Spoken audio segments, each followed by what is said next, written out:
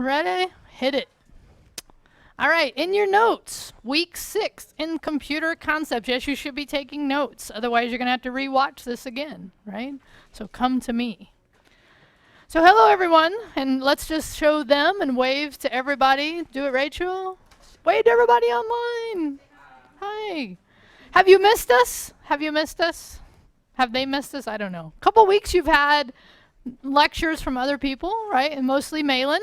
So most of you seem to enjoy Malin. Would you kind of say that's, yeah? Did you feel like you got something from Malin?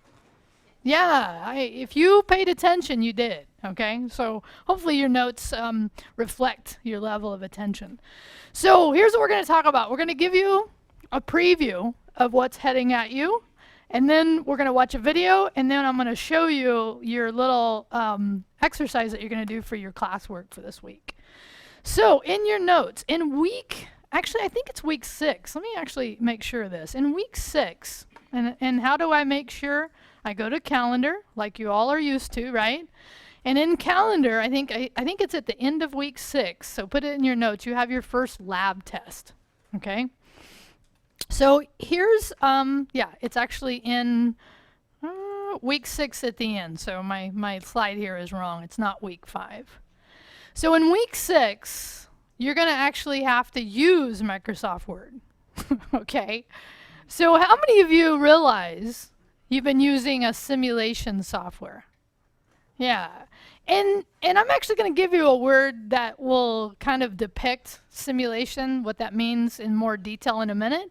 But let me just tell you, and anybody remember me talking about lab test in week 1 classwork? Little bit? Good for you. Because we've all slept a couple times since then. I know, okay? So here's what you do. Okay, so in your notes, step 1 is you're going to download 2 files.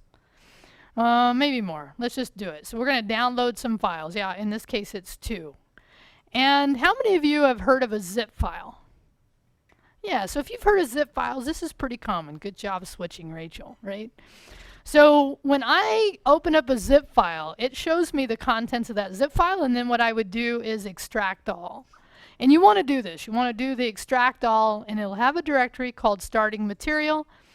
So you'll get 2 things, at least for the Word one. You may not, other ones you might get more, but for this one, you have instructions and a starting document, okay?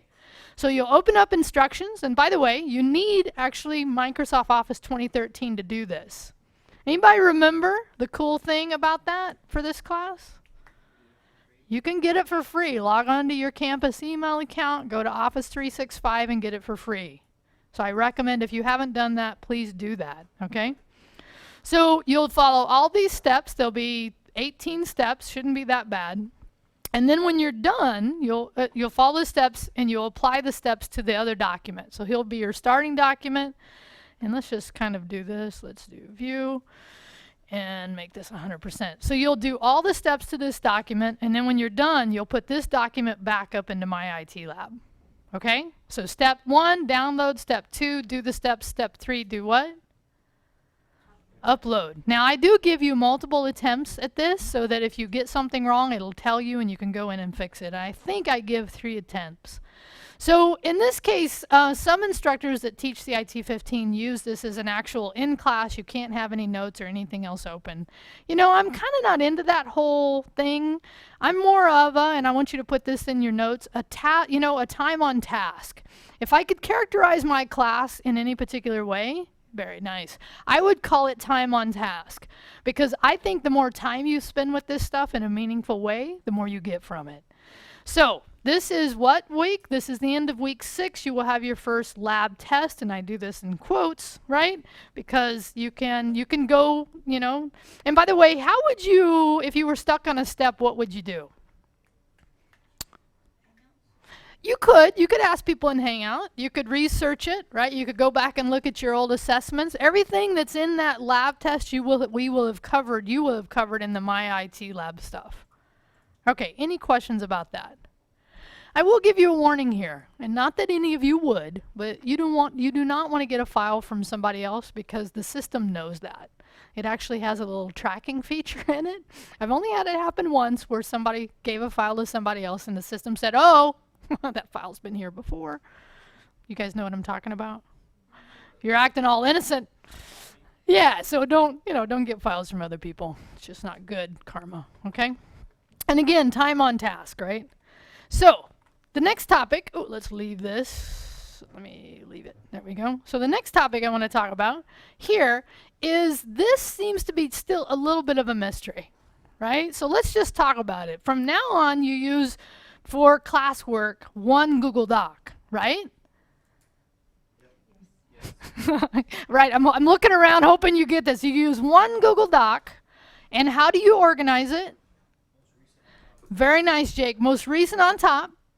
And you only have to, and I think this confused some people when I said it in the video, you only have to share it once. What did I mean by that? Let me go back to Google Doc here.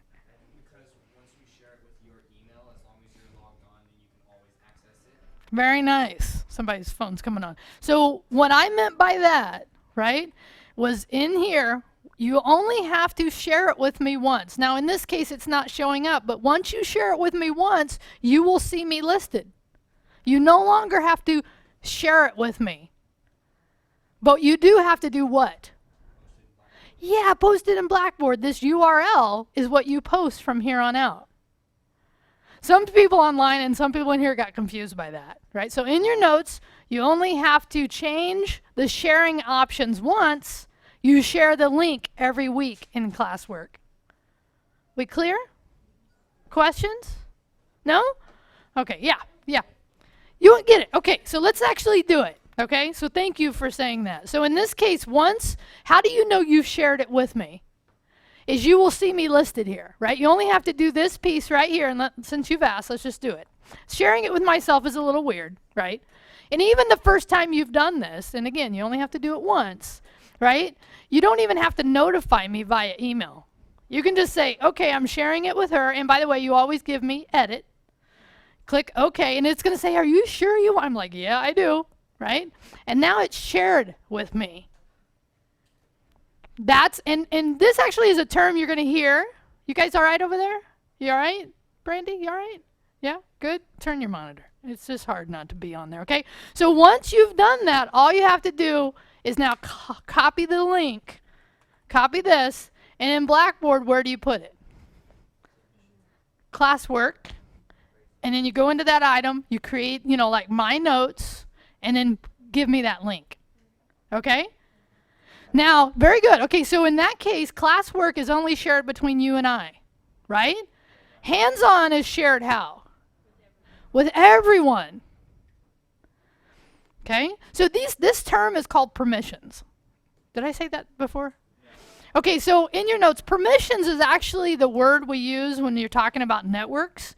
What you're giving me is you're giving me permission, or you're giving everyone permission into viewing that, okay? And this is really good to know. This is just good stuff. The more you learn about Google Docs, and we're going to talk about Google Docs again today, the more I almost guarantee you'll love it, okay? All right, any questions about that before I move on? Yeah. Yeah, very good. So if you didn't hear that online or in here, Sarah said, and I actually, this is totally okay, is when you're doing the hands-on, put the most current at the top, put it in a Google Doc, put your link to your print screen or your print screen in there, and then share it with everyone, and just every week add to it. That's totally fine too. I didn't make that a requirement, right? It is easier. Yeah. Yeah. So here's what I want you to know is that this class has been set up from scratch. I started teaching this CIT-15 this semester full time, and I decided to scrap everything I've done in the past and start from scratch. So this is something that I'm kind of, as we're doing it, figuring out better ways to do things. So, sometimes it creates a little bit of a headache, so I apologize for that. But you're absolutely right. Yeah. Yeah. Okay, so the other thing is, and this is not necessarily something I agree with, but I have to deal with. Again, a little disclaimer. If you haven't purchased My IT Lab, you have to do it before October 3rd, or they will not allow you to purchase it. Doesn't that just sound crazy? Right? It's like if somebody waited because of whatever reason, I offer late work, and and actually they wanted me to do September, and I'm like, no, you got to give me at least until October. I think they should give the whole semester. I think that's crazy, but okay, sorry. You ever had people just lay things on you and you don't have a say in them? This is something for me, and that's cool. I'm cool with that. I just want you to know. So in your notes, if you don't purchase, and many of you have already done this, so cool, right? And again, and by the way, and we've had this happen now, and if you don't convert that trial account into a paid account, I can't see your scores. This happened to another student, so make sure you convert them, okay? All right, DevFest, in your notes, I've been previewing this, so here it is. Anybody remember? I do have tickets for you. Okay, so let's first talk about what it is, okay? So in week 1, I kind of told you I do a little volunteer work for Google, right? So part of my volunteer work, and I say that in quotes, right, is that I serve on the organizing committee for Fresno GDG, Google Developer Groups. So in your notes, GDG means Google Developer Groups. So there's actually, these groups are all over the country and all over the world. And in Fresno, we actually have a really healthy chapter. As a matter of fact, we're kind of known as Google as the Valley, largest collective of GDGs. So these are folks that are interested in developing stuff in the Google platform, okay? So on October 17th is our event this year. And the tickets are here at Eventbrite. How many of you have heard of Eventbrite? Yeah, Eventbrite's cool. There's actually a website here, right? So what you will do, and I'm not going to give the code on video, but for any online student, all you have to do is email me, and I will give you what I'm about to at least show you how to get into. So you would do student, which by the way, even if you didn't get this code, $5. Here's what you get for your $5. You get a little breakfast, you get an event t-shirt with that nice logo on it, right? You get a water bottle, I think that's gonna happen, and possibly some other swag, and an all-day event. Oh good, I had you at breakfast, okay. In addition, we're gonna feed you a nice lunch. Yeah, you had me at shirt, okay, good. All right, so now that's the event. Again, right here will be where you'll enter the code that I'll give you after we drop the recording today, okay? And you can do that if you want to go. So let me tell you what we're going to do that day in addition to eating and hanging out is we have a schedule, and we have a schedule with tracks. So there's beginner, intermediate, advanced, talks, and office hours, okay? So look at this. The beginners are going to do HTML and CSS, right? So in this case, some of you, this may already feel like, I got this, right? Or I want to get more of this, or I want to get more exposure. They're actually going to be in this room and this room behind us. There's going to be a variety of people. Some of them will be younger than you, some of them will be older than you, but it'll be all day of that. And then in the intermediate track, we're going to have some folks, Victoria, she's awesome, doing a design sprint where you actually do design. And this is not actually creating more as it's conceptually doing it. And then my buddy Todd McLeod's going to do a Go and App Engine. And then, check this out, we have some folks from Google coming. Yay, folks from Google, right? So Jenny, we have one Googler for sure, possibly two. We have Zeno Rocha, who's a GDE, Google Developer Expert, and Justin, who's awesome. So we have some really cool people going to speak that day, okay? So, are you interested? Yeah, so check it out. I'll give you the code afterwards. But, you know, this is something, many of you, unless you're just BSing me, which you might all be working, bring it back, you might all be working on your BS degree, but many of you seem, sorry, I said that really quick.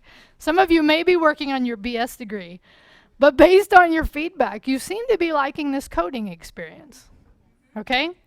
So I'm going to actually show you a video in a minute, and really it's about this, right? You guys are learning HTML and CSS. This is not really coding yet. This is kind of pre-coding. Learning how to just follow instruction and know where to put quotes and know how things go is the beginning, okay?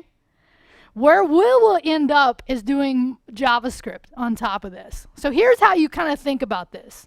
HTML is really what, if I was to give every web page, let's just put it this way, right? So if I go to Google, everything you see on the web, right?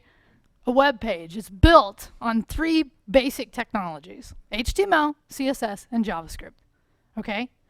So you have been learning HTML and CSS. So the analogy I would give here is that HTML is like, for us, it's our bone structure. So a structure of a page, structure of our bones is HTML.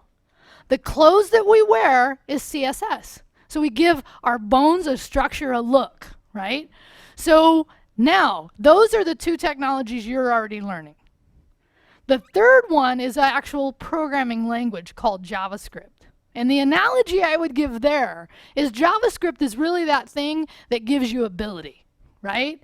So if you want to be able to do something, if you want a web page to be able to do anything, you have to write some kind of program to do that. And that's where you will learn JavaScript. At least the beginnings of it, okay? Those 3 pieces, again, what are they? HTML, which is the bones, bone structure, CSS, close, JavaScript, the ability. Those 3 together we call HTML5. Okay? Now, I will tell you this. If you were taking this class from somebody else, they may not be having you do this HTML, CSS stuff. I have a belief that this now has become just fundamental to anybody in this world. Because how much is the web affecting us? Everywhere. Everywhere.